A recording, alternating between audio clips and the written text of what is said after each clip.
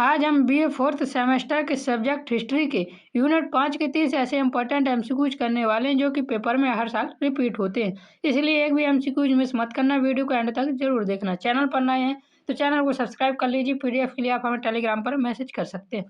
Unit 5 का हमारा topic है unification of Germany and Italy, Germany और इटली के एकीकरण। इसके हम 30 रिपीटेड एमसीक्यूज देखेंगे। तो चलिए बिना देरी किए शुरू करते हैं हिस्ट्री के यूनिट 5 के हर साल आने वाले एमसीक्यूज को।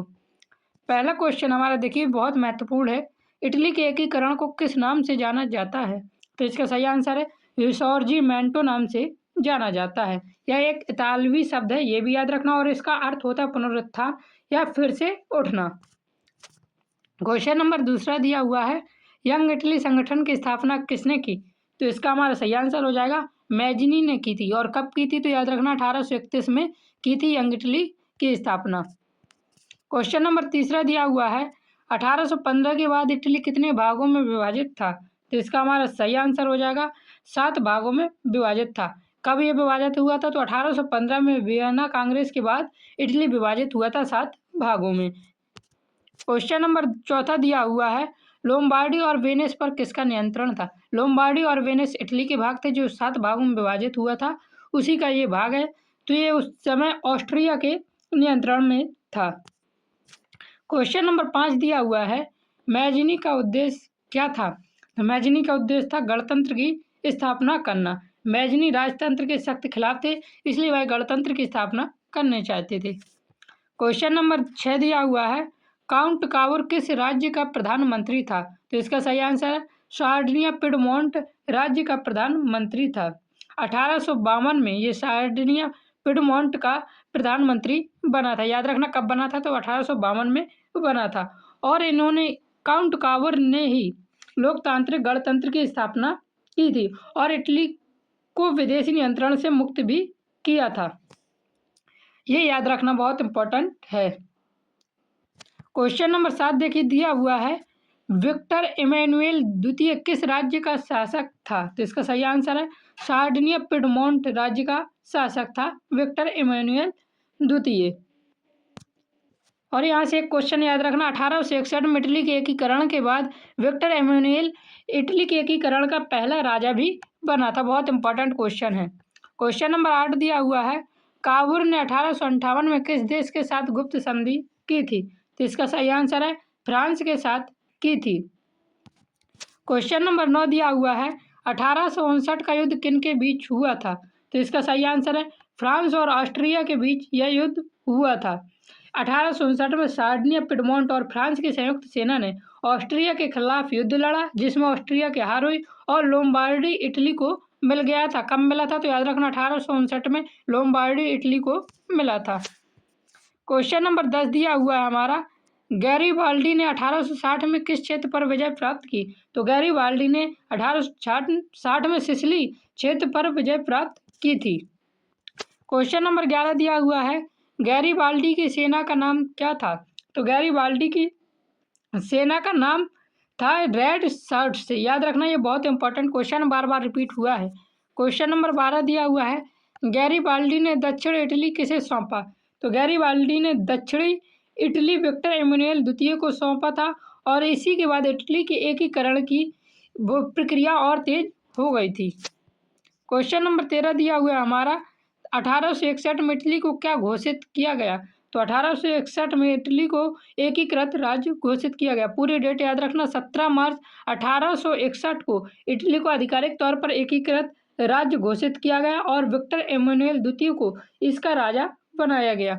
और ये जो पूरा मतलब कि संपन्न हुआ था तो ये हुआ था 1870 में, क्योंकि 1866 में इन्होंने वेनिस को शामिल किया था और 1870 में एक और राज्य शामिल किया था। ये याद रखना घोषित 1861 में कर दिया था। क्वेश्चन नंबर 14 है वेनिस इटली को कब मिला? तो वेनिस मिला था इटली को 1866 में और रोम इटली में शामिल हुआ था 1870 में। ये याद रखना। क्वेश्चन नंबर 15 है हमारा रोम से रिलेटेड रोम इटली में कब शामिल हुआ? तो रोम इटली में 1870 में शामिल हुआ। रोम पर फ्रांस की सेना का पहरा था। 1870 में जब फ्रांस प्रसा युद्ध शुरू हुआ तो फ्रांस ने अपनी सेना वापस बुला ली, जिससे इतालवी सेना को रोम पर कब्जा करने का मौका मिल गया था। याद रखना। क्वेश्चन नंबर 16 दिया हुआ है इटली का एकीकरण कब पूर्ण हुआ? तो इटली का एकीकरण पूर्ण रूप से पूर्ण हुआ था 1870 में और इन्होंने घोषित किया था 1861 में। 1870 में रोम को आधिकारिक रूप से राजधानी घोषित भी इन्होंने किया था और रोम 1870 में नहीं 1871 में किया था रोम को अपनी राजधानी, और रोम 1870 में शामिल हुआ। इसी के साथ इटली का एकीकरण पूर्ण हुआ, लेकिन घोषित कब किया तो याद रखना 1861 में किया। ये डेट में कन्फ्यूजन बिल्कुल भी ना होना। क्वेश्चन नंबर 17 है हमारा, जर्मनी के एकीकरण का नेतृत्व किसने किया? तो जर्मनी के एकीकरण का नेतृत्व बिस्मार्क ने किया था। इनका पूरा नाम ऑटो वॉन बिस्मार्क था। इन्होंने जर्मनी के एकीकरण का सबसे बड़ा शिल्पकार और सूत्रधार माना जाता है बिस्मार्क को।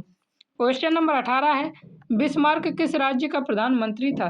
तो बिस्मार्क पिरसा राज्य का प्रधानमंत्री था। बिस्मार्क को 1862 में पिरसा के राजा विलियम प्रथम ने अपना चांसलर अर्थात प्रधानमंत्री नियुक्त किया था।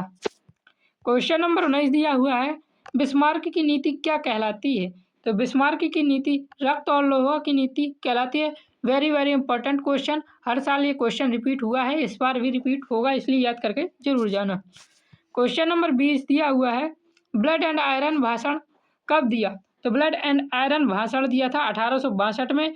पूरे एग्जैक्ट डेट तो 30 सितंबर 1862 में पिरसा की संसद में सैन्य बजट पास कराने के दौरान बिस्मार्क ने रक्त और लोहे अर्थात ब्लड और आयरन की भाषण दिया था। क्वेश्चन नंबर 21 दिया हुआ है, जर्मन संघ की स्थापना कब हुई? तो इसका हमारा सही आंसर हो जाएगा 1815 में वियना कांग्रेस ने नेपोलियन द्वारा बनाए गए 39 जर्मन राज्यों के महासंघ को बरकरार रखा और जिसे जर्मन परिसंघ कहा गया और इसे ही जर्मन संघ कहा गया। याद रखना कब हुई थी? तो जर्मन संघ की स्थापना तो 1815 में हुई थी। बहुत इंपॉर्टेंट क्वेश्चन है। क्वेश्चन नंबर 22 है, जर्मन संघ में कितने राज्य थे? तो 39 राज्य थे, अभी अभी ऊपर मैंने आपको बताया। क्वेश्चन नंबर 23 दिया हुआ है, जोल वेरेन क्या था? तो जोल वेरेन एक व्यापार संघ था, याद रखना। क्वेश्चन नंबर 24 है, जोल वेरेन की स्थापना कब हुई थी? तो जोल वेरेन की स्थापना 1834 में हुई थी। क्वेश्चन नंबर 25 दिया हुआ है, 1864 का युद्ध किसके विरुद्ध लड़ा गया? तो 1864 का युद्ध डेनमार्क के विरुद्ध लड़ा गया। बिस्मार्क ने स्लेस्विग और होल्स्टीन नामक 2 राज्यों को लेकर 1864 में ऑस्ट्रेलिया के साथ मिलकर डेनमार्क के खिलाफ युद्ध लड़ा था। याद रखना, डेनमार्क के खिलाफ लड़ा था। किसके साथ मिलकर? ऑस्ट्रेलिया के साथ मिलकर लड़ा था डेनमार्क के खिलाफ।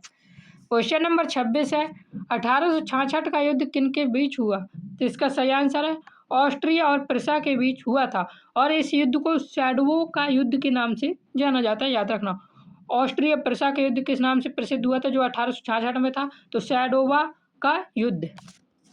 क्वेश्चन नंबर 27 है, 1870-71 का युद्ध किनके बीच हुआ? तो यह हुआ था फ्रांस और प्रिसा के बीच हुआ था। क्वेश्चन नंबर 28 है, फ्रैंको प्रेशियन युद्ध का परिणाम क्या था? तो इसका सही आंसर है, इसमें जर्मनी की विजय हुई थी। इस युद्ध में प्रिसा नाम था उस समय, प्रिसा यानी जर्मनी की शानदार विजय हुई। फ्रांस को अल्सैस और लोरेन के प्रदेश छोड़ने पड़े और जर्मनी के एकीकरण की अंतिम बाधा यहाँ से दूर हो गई थी। क्वेश्चन नंबर 29 है, जर्मन साम्राज्य की घोषणा कब हुई? तो जर्मन साम्राज्य की घोषणा 1871 में हुई। फ्रांस विजय के बाद 18 जनवरी 1871 को फ्रांस के वर्साय महल के शीश महल में जर्मन साम्राज्य की घोषणा की गई थी। तो याद रखना, जर्मन साम्राज्य की घोषणा कहाँ की गई थी?